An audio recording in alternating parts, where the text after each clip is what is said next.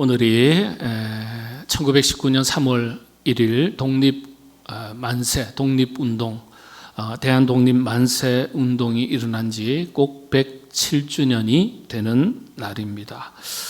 100여 년 전에 일본의 제국주의에 희생된 우리 조선 반도의 독립을 위해서 전 국민이 독립만세를 외치면서 3.1절 독립운동이 본격적으로 일어난 지 꼭 107주년이 되는 해입니다.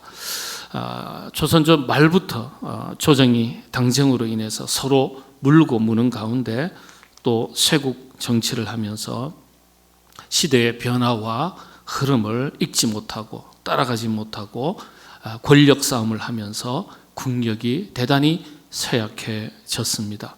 그렇게 국력이 쇠약해진 틈을 이용해서 일본 제국주의가 대동아 공영이라는 미명 아래 한반도는 물론이고요, 중국, 여러 동남아, 필리핀, 베트남, 캄보디아, 미얀마, 그리고 인도네시아, 말레이시아 다 할 것 없습니다.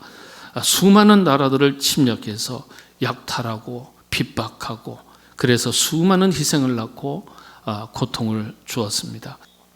일본 제국주의로 인해서 우리나라가 망했을 때 그 당시 우리 그리스도인들과 교회가 독립운동의 최일선에 섰습니다. 역사 기록을 보면요, 이건 숨길 수가 없어요. 기독교가 조국 근대화와 계몽운동 그리고 독립운동에 끼친 영향력이라는 것은요, 여러분 상상을 초월합니다. 조선시대 서당식 학교가 막을 내리고 근대화 신식 학교가 들어섰을 때요, 이 한반도의 대부분의 학교는요, 교회에서 기독교 재단에서 선교사님들이 다 학교를 세웠습니다. 이 학교 저 학교 할 것 없어요. 예? 중고등학교는 물론이고 대학교가 다 세워집니다. 숭실학교, 배재학교, 이화학당, 연희학당, 평양신학교, 대성학교, 오산학교, 예? 근대화 신식학교는 전부 다 교회 기독교 선교사님에서 세워지는 겁니다. 예. 부인할 수가 없어요. 우리 교회가 이 땅에 기여한 그 공로라는 것은 정말 말할 수가 없는 겁니다. 병원도 마찬가지예요. 예. 수구 병원들이 세워지는 건 전부 다 선교사들에 의해서 세워지는 겁니다. 이런 학교들이 세워질 때 독립운동자, 운동 지도자들이 배출되고 임시정부 지도자들이 나오고 독립군 지도자들이 나오고, 예. 일제시대에 나라를 잃었던 백성들을 이끌고 빼앗긴 강토 국권을 회복하는 일에 앞장섰던 최일선에 섰던 사람들이 대부분 그리스도인들입니다. 독립선언서를 작성했던 33인 중에 절반이 넘죠. 16명이 그리스도인들입니다. 불교는 2사람밖에 안 돼요. 불교 2사람밖에 안 돼요. 천도교 13사람. 당시에 선교사님들 교회를 통해서 세워진 학교가 829개였습니다.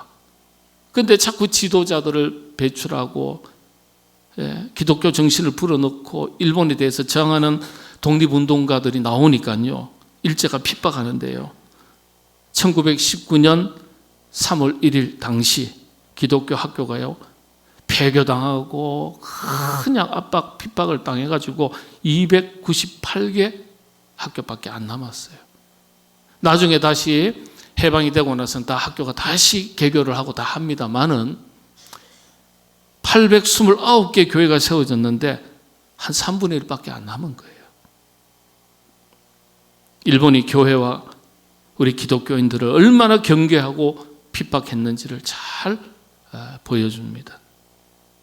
또 일본 제국주의에 기독교가 얼마나 격렬하게 저항했던지 그 엄청난 일을 우리 기독교 교육을 통해서 감당했는데 이 기독교 교육을 일본 사람들이 막은 거예요. 여러분 3.1 운동 당시에 그때 당시 우리 한국교회 저 북한과 남한 다 합쳐서 그리스도인들의 숫자가 20만 명밖에 되지 않았습니다. 20만 명입니다. 그 당시에 천도교 교인은 300만 명. 우리보다 10배가 많았어요. 그런데 우리 기독교인 20만 명이 독립운동에 얼마나 앞장섰는지 수많은 희생자를 낳았어요. 1919년도입니다.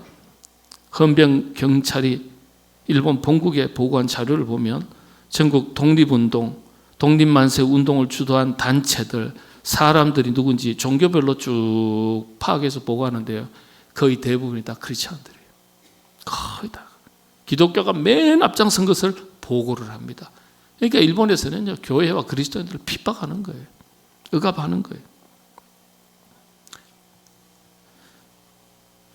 제가 일본은 별로 좋아하지는 않습니다. 그러나 큰 뜻으로 볼 때는 일본이 복음화가 되고 다 그 땅이 하나님 기뻐하시는 교회가 세워지고 그래야 되는 거예요. 그런데 일본은요, 20년 전이나 30년 전이나 40년 전이나 지금도 기독교가 1%가 조금 안 됩니다. 안 돼요, 안 돼요. 문부성에 등록한 신사만, 우상이죠. 등록한 신사만 10만 개가 넘습니다. 예. 아무튼 그런 거예요. 별로 좋아하지 않지만 제가 개인적으로 일본을 좋아하는 분이 있습니다. 사카모토 료마라든지 특히 우리 기독교적인 입장에서 기준에서는 일본인으로서 세계적인 성사학자 우츠무라 간조 선생 참 제가 좋아하고 이분이 쓰신 책은 제가 거의 다 읽었습니다.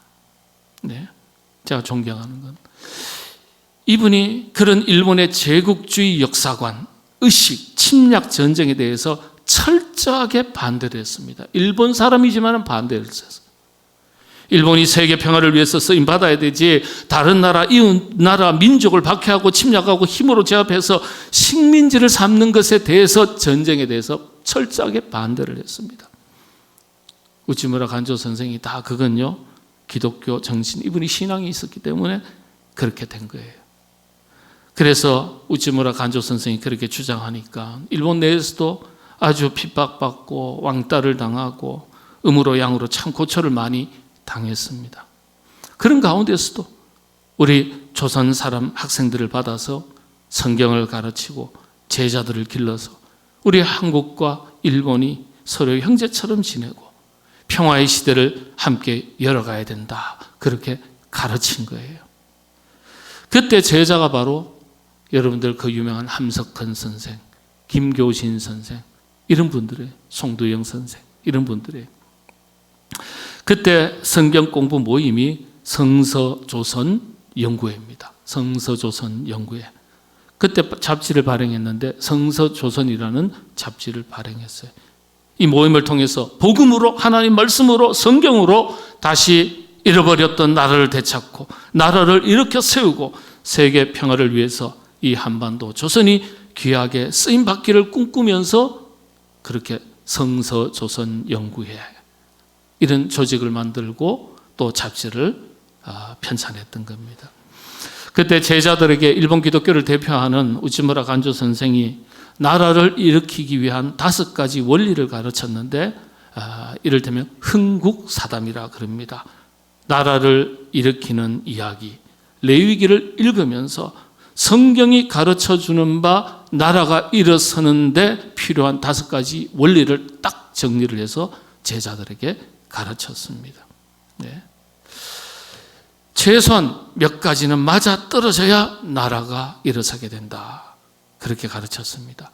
그게 5가지인데 첫 번째는 지리적인 조건, 그 다음에 인종적인 조건, 역사적인 시점, 어떤 시간적인 조건, 지도자의 조건, 뭐 환경도 좋고 다 좋은데 지도자가 시원찮으면 이게 또 골치 아파요. 그리고 마지막으로는 종교적인 조건입니다. 그 나라, 그 민족의 종교, 주류 종교가 어떤 종교냐, 이거에 따라서 나라가 일어서냐 망하냐가 결정되더라는 거예요. 네, 이 5가지. 지금 우리나라가 일제강점기, 6.25 전쟁, 지독한 가난의 세월을 거치면서 불굴의 의지로 나라가 일어서게 되었는데 여러분, K문화가요 전 세계에 알려지면서 우리나라 위상이 얼마나 높아졌는지 모릅니다. 아프리카 저 구석에 가가지고요, 내가 사우스 코리안이다 그러면 인사해요. 안녕하세요. 예, 이 총구석에 무슨 어떻게 한국 사람을 만나고 한국말을 배웠는지 안녕하세요. 호텔에 가도 그러고요. 예, 저 미국의 어느 호텔에 가가지고 갑자기 중국 사람인 줄 알고 방을 좀 바꿔달라 그랬더니 방이 없다 그러더라고요. 또 방은, 이쪽의 방은, 전망 좋은 방은 아주 비싸다 그런가? 아주 비싸다. 그래요. 우리 딸이 같이 왔는데 딸이 주차장 앞에 있는 일정을 좀 싫어해서 좀 옮겨주면 좋겠는데 내 비용을 좀 내겠습니다. 그랬더니 패스포트 여권을 달래. 봤더니요, 코리안이냐고, 사우스 코리안이냐고. 그래서 잠깐 들어갔다 나오더니요, 매니저한테 갔다 오더니요, 방 좋은 방 주겠대요. 좋은 방 주는데요, 그래서 얼마 차지하냐, 비용 더 내야 되냐 그랬더니 너 차지하겠다. 그냥 미국에서 2번 겪었습니다. 한국 사람. 그리고 나서 방 번호 주면서 안녕하세요, 한국어를 배운 걸 이야기하는 거예요. 여러분, 구석구석에요, 우리 K문화, 한국 얼마나 그 위상이 올라가 있는지 몰라요. 세계가 부러워하는 나라가 됐어요. 세계가 부러워하는 나라. 그런데 이때 우리가 더 잘해야 되죠. 쌓아 올린 것이 무너지지 않도록. 특별히 우리 교회와 그리스도인들이 영적인 기준을 가지고, 안목을 가지고 나라와 민족을 위해서 기도하고 힘써야 될 것들이 있습니다. 큰 기도 제목이자 시대적 과제, 사명이라고 하겠죠. 보통 3가지로 요약합니다. 그리스도인들이 그리고 교회가 함께 힘을 모아서 앞장서야 할 일이라 하겠습니다. 특별히 우리가 그리스도인으로서 이 나라, 이 민족, 우리나라, 우리 민족을 향하신 하나님의 뜻이 무엇일까? 이 질문에 우리 그리스도인들은요, 항상 깊이 생각하고 고민하고 그리고 기도해야 됩니다. 그 뜻을 또 실천할 수 있어야 돼요. 왜냐? 이것이 성경의 가르침, 하나님의 가르침이기 때문에 그렇습니다. 먼저 본문 말씀을 잠깐 보면요, 본문 말씀의 배경이 간단하게 말씀을 드리겠습니다. 바벨론 포로로 이스라엘 백성들이 잡혀갔는데 식민지의 노예처럼 살지 않습니까? 그때 하나님께서 예레미야 선지자를 보내시고 통해서 이스라엘 백성들에게 말씀하시는 거예요. 이스라엘 백성들이 비록 끌려왔지만은 자신들을 노예로 부리던 바벨론이지만은 이스라엘 백성들이 발을 딛고 지금 살아가는 사회와 나라였던 바벨론을 위해서, 이방 나라와 이방 민족을 위해서 기도해라. 그냥 기도가 아니라, 정신 차리게 해달라고 기도하라는 게 아니라 평안을 구해라 그랬어요. 그 나라, 우리나라가 다시금 회복되기를 위해서 기도해야 되는데 바벨론을 위해서 기도해라. 평안을 구해라. 참 이해하기 어려운 특이한 말씀이죠. 자신의 나라가 아니라 핍박하는 나라를 위해서 기도하라는 메시지예요. 7절에 보면 너희는 내가 사로잡혀 가게 한 그 성읍의 평안을 구하고, 그렇죠, 그 성읍 바벨론이에요. 그를 위하여, 바벨론을 위하여 여호와께 기도하라.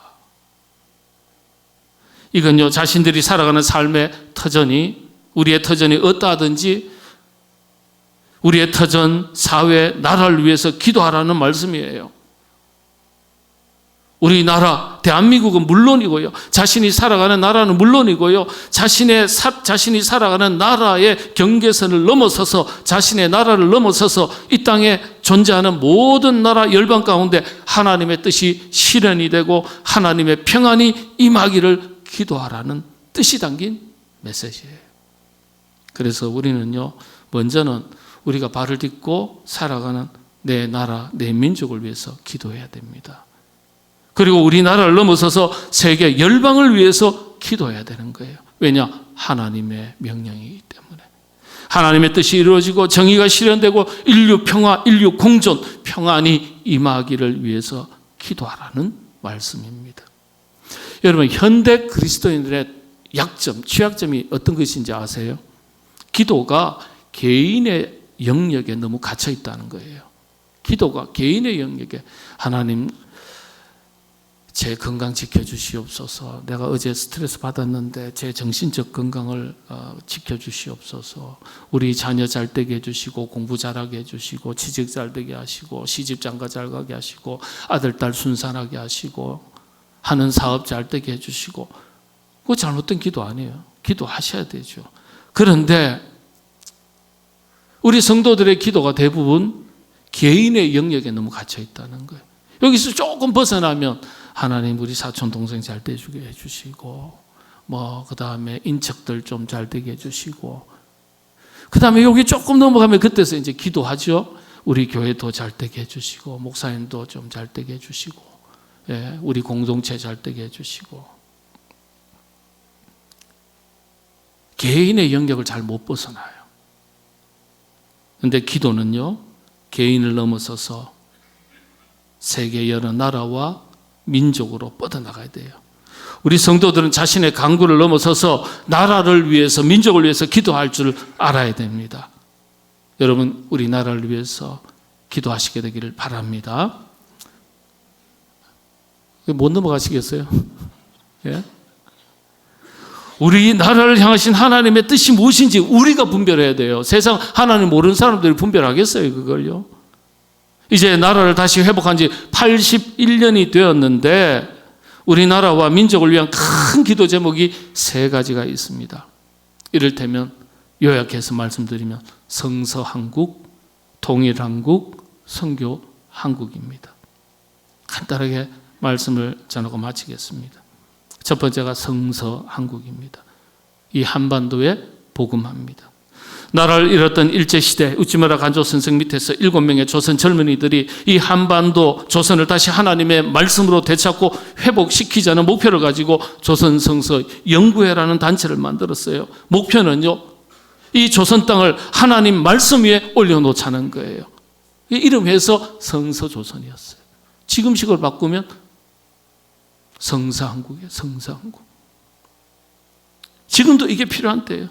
특별히 모든 국민 한 사람 한 사람 복음화하자는 것은 물론이지만은 기독교 정신과 문화가 우리 사회 곳곳에 흘러들어가서 우리 사회를 밝고 건강하고 깨끗한 사회를 만들어가야 될 목표를 가지고 누가 기도해야 됩니까? 우리 교회가 기도하고 우리 그리스도인들이 앞장서서 기도해야 되는 거예요.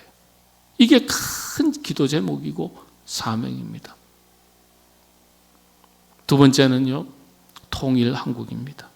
한반도의 비극이 아직 끝나지 않았습니다. 대한민국이 선진국이 되었어도요, 저 북녘 땅에서는요, 오늘도 2,500만 명의 동족들이 극도의 핍박과 고통과 굶주림 속에서 신음하고 있습니다. 저 중국과 북한, 압록강, 두만강 그 변방에 탈북자들을 돌보고, 그리고 자유의 땅을 찾아서 길을 갈 수 있도록 돕던 일을 하던 그 목사가 제 친구가 있습니다. 제 친구가 지하교에서 지금은 이제 한국에 들어왔습니다만 40년 지기 제 친구가 있어요. 우리 교단 목사입니다. 말할 수 없어요. 지금도 중국의 변방에 큰 만주벌판에 떠도는 북한 동포가 40만 명으로 알려져 있습니다. 대략 40만 명입니다. 여러분, 조금만 요즘 인터넷 시대니까요, 뒤져보십시오. 저 아내를 구하지 못한 저 산골짜기 중국 남성한테 북한 우리 아가씨들이, 여성들이 얼마에 팔려가는 줄 아세요? 심지어는 $200에 팔려갑니다. $200에. 역사의 비극이 아직도 끝나지 않았다고요. 예? 지하교회에서 몰래 신앙을 지켜오는 사람이 우리 교단에서 파악한 게 20만 명 정도라고 파악하고 있습니다. 지금도 쪽복음이 들어가요. 성경 이렇게 낱장으로 해가지고 볼펜에 이런 데서 말아가지고 들어가서 다시 붙여가지고 성경을 전하고요. 지하교에서 예배 드리는 모습들 영상과 사진 찍어가지고 우리 교단이 다 입수해서 가지고 있습니다. 공개는 못해요. 저희들은 다 봤어요. 얼굴 알려지면 또 어려움을 겪을 수 있기 때문에. 재작년에는 지하교 여성 지도자가 사형을 당했습니다. 북한에서. 아직도 비극이 끝나지 않았습니다. 그래서 하루속히 복음 안에서 평화 통일을 이루고 저 북녘 땅에도 참된 자유와 평화가 깃드는 날이 속히 올 수 있도록 우리가 기도하고 노력해야 합니다. 무너진 교회가 회복될 수 있기를 기대합니다. 저 평양을요, 대동강 유역을 이 한반도의 예루살렘이라고 불렀습니다. 인천 재물포를 통해서도 선교사님이 들어왔지만은요, 거의 90% 이상은 다 대동강을 통해서 들어왔어요. 곳곳에 교회가 세워지고요. 이 한반도 전역으로 복음이 뻗어나가는 그 출발점이 대동강 평양이었어요. 그래서 평양을 한반도의 예루살렘이다, 그렇게 불렀습니다. 그런데 젊은이들의 약 70%가 통일이 꼭 필요하다고 생각하지 않는다, 이렇게 답을 했습니다. 통일에 대한, 그 통일하려면 세금도 많이 내야 되고 비용 부담을 져야 하기 때문이죠. 관심이 별로 없는 거예요. 여러분, 누가 이 일을 감당하겠습니까? 믿음의 선조들이 대한 독립 만세를 부르는 일에 앞장서서 자신의 생명을 내어놓고 희생했던 것, 지금의 시대가 달라졌으니까 성사한국, 통일한국을 위해서 누가 앞장서야 되겠어요? 우리 교회와 그리스도인들이에요. 교회는 증오를 부추기는 것이 아니라 평화를 위해서 기도하고 평화를 실현하기 위해서 땀을 흘리고 대가를 치를 수 있어야 합니다. 자, 여러분, 우리 모두 그런 각오를 다질 수 있기를 바랍니다. 교회가 먼저 평화 통일을 외치고 그래야 돼요. 예. 대가를 지불하겠다는 결단이 있어야 돼요. 대가를 지불하지 않는 것, 열매를 얻을 수 없습니다. 마지막입니다. 선교한국입니다. 지금 유엔에 등록한 국가가 193개 국가입니다. 대한민국이 전 세계 선교사를 파송했는데 174개 국가에 선교사를 파송했습니다. 대부분 다 파송했어요. 2만 2천여 명이 선교사로 파송되었습니다. 이제 한국은요, 명실공히 미국과 더불어서 세계 선교의 양대 중심축이 되었습니다. 그런데 가만히 세계 오지를 가보면요, 유럽 선교사 다 철수 다 했어요. 미국 선교사도 찾아보기 쉽지 않습니다. 아프리카 저희들이 다 갔다 왔지만은요, 가보면요, 서양 선교사 찾아보기 어려워요. 없습니다. 동남아에 가보면요, 우리 말레이시아 늘 가지 않습니까? 필리핀, 태국도 가보면요, 별로 없어요. 서양 선교사 찾아보기 어려워요. 가는 곳곳마다 누가 들어가 있습니까? 우리 한국 선교사님이 다 들어가 있어요. 이번에 금요일도 아프리카 탄자니아의 바프 공동체 책임 맡은 우리 목사님이 제 후배인데, 그 다일 공동체에서 파송해가지고 그 감당하거든. 하루에 1000명씩 밥 먹여요. 탄자니아 다르에살람에서, 수도에서. 잠깐 저희 교회 방문하겠다 그러더라고요. 예. 가보면요, 없어요. 한국 사람밖에 없어요. 한국 선교사밖에 없어요. 여러분, 선교 한국이 왜 중요하냐? 한국이 주인공이 되는 나라가 아니라 그런 뜻이 아니죠. 복음으로 영혼을 살리는 일에 귀한 도구로 쓰임받는 우리 나라가 되자는 말이에요. 예? 뭐 숫자에 너무 연연할 필요는 없어요. 세계 복음화는요, 모든 성도 한 사람 한 사람이 기도해서 출발해서 선교의 사명을 감당하는 것에서부터 시작되는 겁니다. 여러분, 우리 교회 선교지와 선교를 위해서 열심히 마음과 뜻을 모으고 함께 기도하시게 되기를 바랍니다. 교회는요, 선교의 지경이 넓어져야 돼요. 그게 교회 부흥의 영적 기준입니다. 단순히 숫자 많이 모여서 와와 한다고 그게 좋은 교회가 아니에요. 사명을 얼마나 뜨겁게 잘 감당하느냐, 그게 좋은 교회예요. 우리가 신앙생활을 하면서 작은 자기에게 갇혀 있을 것이 아니라 보다 큰 자기로서 나라와 민족을 위해서 기도할 줄 아는 그리스도인이 되어야 하고, 그런 일에 함께 우리 모든 성도들이 한 몸, 한 영으로 한 뜻을 품고 그 꿈을 이루어갈 수 있어야 하겠습니다. 여러분의 기도 속에 이 세 가지 기도 제목이 항상 뒤따를 수 있기를 바랍니다. 성서 한국, 통일 한국, 선교 한국. 하나님께서 우리에게, 오늘 우리 시대에게 맡겨주신 큰 기도의 제목이자 큰 사명인 줄로 믿습니다.